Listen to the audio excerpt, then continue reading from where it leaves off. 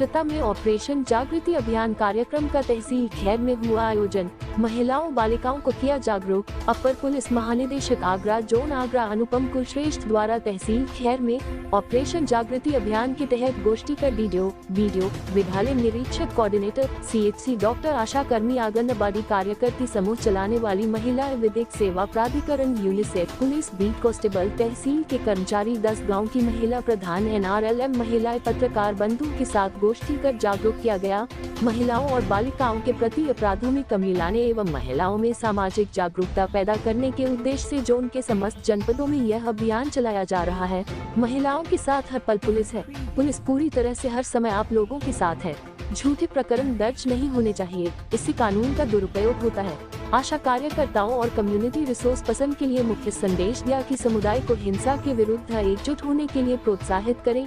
गोष्ठी आयोजित कर ऑपरेशन जागृति अभियान के उद्देश्य एवं सफल संचालन व क्रियान्वयन के संबंध में संवाद स्थापित करते हुए सभी को जागरूक किया गया। उन्होंने बताया कि ऑपरेशन जागृति अभियान का मुख्य उद्देश्य हिंसा से पीड़ित महिलाओं व किशोरियों को काउंसलिंग व रेफरल सुविधा उपलब्ध कराना, युवा बालिकाओं को साइबर हिंसा के बारे में जागरूक व सचेत करना, पॉक्सो अधिनियम के महत्वपूर्ण प्रावधानों के प्रति जागरूक व सचेत करना, किशोरियों के साथ स्वस्थ रिलेशनशिप व जीवन शैली पर जागरूक करना, महिलाओं व बालिकाओं को अपने अधिकारों व सुरक्षा के बारे में समझ व जागरूकता पैदा करना, विशेषकर महिलाओं की सुरक्षा हेतु बनाए गए कानूनों का दुरुपयोग के प्रति लोगों को सचेत करना। कार्यक्रम के दौरान पुलिस उप महानिरीक्षक अलीगढ़ परिक्षेत्र अलीगढ़ शलभ माथुर, वरिष्ठ पुलिस अधीक्षक कलानिधि मैथानी, पुलिस अधीक्षक देहात पलास बंसल, पुलिस अधीक्षक यातायात मुकेश चंद, उत्तम क्षेत्राधिकारी खैर राजीव द्विवेदी, क्षेत्राधिकारी यातायात रंजन शर्मा के साथ अन्य विभाग के अधिकारी व कर्मचारीगण उपस्थित रहे।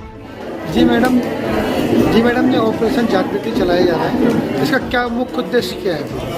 जी, ऑपरेशन जागृति का आज कार्यक्रम ब्लॉक स्तरीय कार्यक्रम अलीगढ़ में खैर ब्लॉक पे हो रहा है और इसमें देखिए ऑपरेशन जागृति के 4 मुख्य बिंदु हैं। पहला बिंदु तो ये है कि जो महिलाओं के विरुद्ध अपराध हो रहे हैं उसमें जो महिला को सदमा होता है, उस सदमे के बारे में हमको सोचना है कि किस तरह से हम उस महिला को सदमे से बाहर निकाल सकें, उसको रिहैबिलिटेट कर सकें, उसको मुख्य धारा से फिर से जोड़ सकें ताकि वो अपना जीवन जो है फिर से संपादित कर सके। एक किसी महिला के साथ यदि बलात्कार होता है या उस तरह से किसी प्रकार की शीलभंग होता है, स्पेशली जो बलात्कार वाले केस हैं उसमें जो सदमा और ट्रॉमा होता है महिला पीड़िता के साथ बहुत गंभीर किस्म का होता है। तो उस सदमे से किस तरह से महिला को बाहर निकाला जाए, किस तरह से उसको आश्वस्त किया जाए कि वो सेफ है, वो सिक्योर है और किस तरह से उसको मुख्य धारा से फिर से जोड़ा जाए ताकि वो अपना जीवन यापन कर सके। उसकी काउंसलिंग और परामर्श भी उसको दिया जाए ताकि वो सदमे से थोड़ा बाहर उभर सके। पहला तो बिंदु ये है। दूसरा बिंदु ये है कि बहुत सारे ऐसे विवाद हैं जैसे जो मूल रूप से ज़मीनी विवाद होते हैं या प्रॉपर्टी डिस्प्यूट्स होते हैं या फैमिली फ्यूड्स होते हैं और उनमें जो संगीनता देने के लिए महिला संबंधी अपराध की धाराओं को जोड़ दिया जाता है फॉल्सली। तो ऐसे जो फॉल्सली रिपोर्टेड केसेस हैं महिला संबंधी अपराधों के, उनके विरोध हमको अपनी आवाज़ उठानी यानी कि महिलाओं को आवाज़ उठानी है कि एक तरीके से वो उनका भी शोषण है कि उनके नाम पर उनको एक मोहरा के रूप में इस्तेमाल कर इस तरह की FIR लिख दी जा रही हैं जो फॉल्स है। वो उसमें जो मूल रूप से उसमें लैंड डिस्प्यूट है या पारिवारिक विवाद है और महिलाओं को मोहरा के जैसे एक हथियार और एक टूल के जैसे उनको यूज़ करके उनके महिला संबंधी सेक्शंस लिखा दिए जाते हैं। तो उनको ये समझाना, उसके विरुद्ध आवाज़ उठाना, उनको ये समझाना कि अगर आप इस तरह की फॉल्स रिपोर्टिंग करेंगे तो इसके लीगल कॉन्सिक्वेंसेस हैं और इसका अंजाम कानूनी रूप से ठीक नहीं होता है। तो फॉल्सली रिपोर्टेड केसेस से बच के रहा जाए और फॉल्स तरीके से मतलब फॉल्स केसेस को ना रिपोर्ट किया जाए।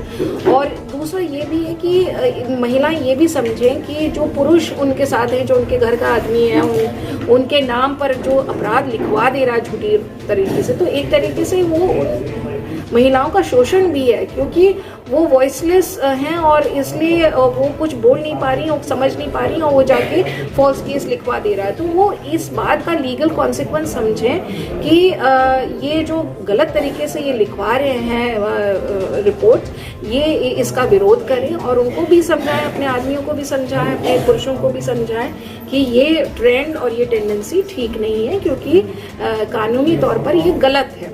तीसरी चीज़ जो बहुत सारा हम देख रहे हैं कि हमारे जो बच्चे हैं, जो नाबालिग बच्चे हैं, जो किशोर हैं, किशोरियां हैं, तो उनमें क्या है, आपस में कई बारी लव अफेयर हो जाता है, रोमांटिक रिलेशंस हो जाते हैं। अब बच्चे बच्चियां आपस की बात जो है माँ बाप को नहीं बता पाते। ग्रामीण क्षेत्रों में इस तरह की समस्या है कि माँ बाप से बच्चों का संवाद नहीं है और ना माँ बाप सुनने को तैयार है, ना उनकी बात समझने को तैयार है। तो संवाद की जब स्थिति नहीं होती है तो लड़के लड़कियां ऐसी स्थिति में घर से भाग जाते हैं। तो भाग जब जाते हैं तो माँ बाप उनकी मिसिंग रिपोर्ट लिखा देते हैं, 363, 366 का केस लिख जाता है और पुलिस भी उनको ढूंढने में लग जाती है, क्योंकि इस कानून में ऐसा प्रावधान है तो रिपोर्ट दर्ज कर दी जाती है। पर माँ बाप को भी मालूम है कि वो किस बच्चे के साथ भागी हो और माँ बाप को भी ये मालूम है कि यदि हम अपनी बच्ची से बात करते, उसको समझाते बुझाते, हम अपने बच्चे से बात करते, उसको समझाते बुझाते, तो ये स्थिति नहीं आती।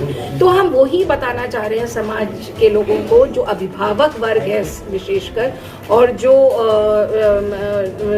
माता पिता हैं, कि वो समझें कि बच्चे के साथ संवाद होना कितना ज़रूरी है, ताकि इस तरह की परिस्थिति स्थिति ना उत्पन्न हो कि बच्चे घर से भाग जाएं। कई केस में जब माँ बाप को पता चल जाता है तो इतना ज़्यादा घर का दबाव हो जाता है कि बच्चे बच्चियाँ कई बारी सुसाइड तक करने के लिए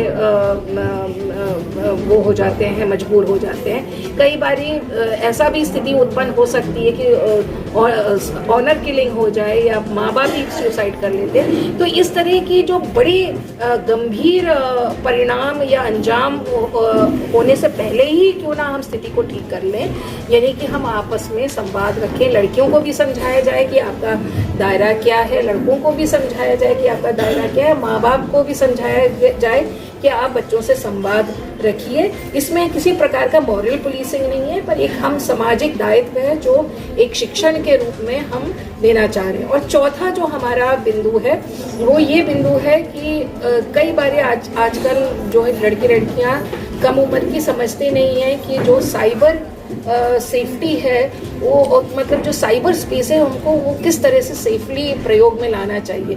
और इस कारण जो है कई बारी वो वल्नरेबल साइट्स पे पहुंच जाते हैं और कई बारी ऐसा हो जाता है कि अश्लील वीडियोस बन के वायरल हो जा रहे हैं। कई बारी ऐसा हो जाता है कि ऊट पटांग रीलें बन जाती हैं। कई बारी ऐसा हो जाता है कि वो जो नहीं चाहते हैं और जो नहीं करना चाहते हैं तो वो चीज़ें हो जा रही हैं और वो ट्रैप हो जाते हैं वल्नरेबल साइट्स में। हो सकता है कोई उनको साइबर स्टॉक करने लगे, हो सकता है कि कोई उनको धमकी देने लगे, कोई हो सकता है उन पर किसी तरह का मानसिक प्रेशर डालने लगे और गलत दोस्तियां हो जाए। उस तरह की कई सारी चीज़ें संभव हैं। तो साइबर स्पेस को किस तरह से हम सेफली यूज़ करें, इसके बारे में भी जागरूकता हमको अपने बच्चे बच्चियों को देने की ज़रूरत है। तो ये जो हमारा टोटल अभियान है, ये हम जो प्रशासन के विभिन्न विभाग हैं, चाहे वो शिक्षा विभाग हो, चाहे वो NRLM हो, चाहे वो पंचायती राज विभाग हो, चाहे वो बेसिक शिक्षा विभाग हो, चाहे वो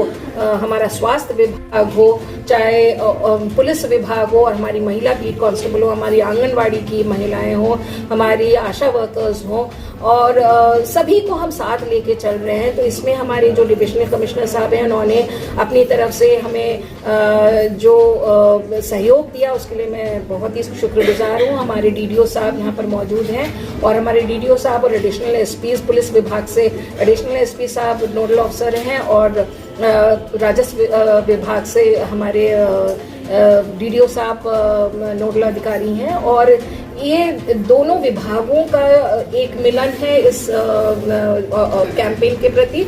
और दूसरा हमारे जो NGOs हैं, हमारा यूनिसेफ है, हमारा चीफ कोऑर्डिनेटर है, वो हमारा चीफ पार्टनर है इस पूरे अभियान में। और जो NGOs हैं और जो तमाम काउंसलर, साइकोलॉजिस्ट, टीचर्स, ये पूरा जो एक बौद्धिक वर्ग है जो कुछ समाज को दिशा दे सकता है, वो सभी गुड फोर्सेस सभी एक साथ अलाइन होके इस अभियान को आगे ले जा रहे हैं, ताकि जो हमारा अपराध का जो हमारी जो जोन में अपराध की स्थिति है महिलाओं के विरुद्ध, उसमें किसी तरह का बदलाव आए। इसमें हम एक सोशल बिहेवियर चेंज जो अपनी इस तरफ से ला सकते हैं, उसको टारगेट करते हुए हम इसमें क्राइम में भी, इस जो महिला संबंधी क्राइम है उसमें भी कमी आए, इसको हम टारगेट कर रहे हैं और इसी कारण हम इस कैंपेन को चला रहे हैं। जी मैडम, क्या पूरे राज्य में चल रहा है या आपका जोन में, आगरा जोन में चल रहा है? जोन में हमने चालू किया है और इसको डीजी साहब तक की भी बताया गया है और माननीय मुख्यमंत्री जी के भी को भी ब्रीफ किया गया है, और ये काफ़ी वेल अप्रिशिएटेड है कि जोन में इस तरह का एक इनिशिएटिव लिया गया है। और फिलहाल अभी ये जोन में चल रहा है और इसकी हम इम्पैक्ट असेसमेंट स्टडी 3 महीने बाद करवाएंगे और उसमें किस तरह से ये हमारे लिए उपयोगी रहा ये अभियान, वो जो रिजल्ट्स हैं हमारे सामने जब आएंगे तो हम आपके तक रखेंगे। ठीक।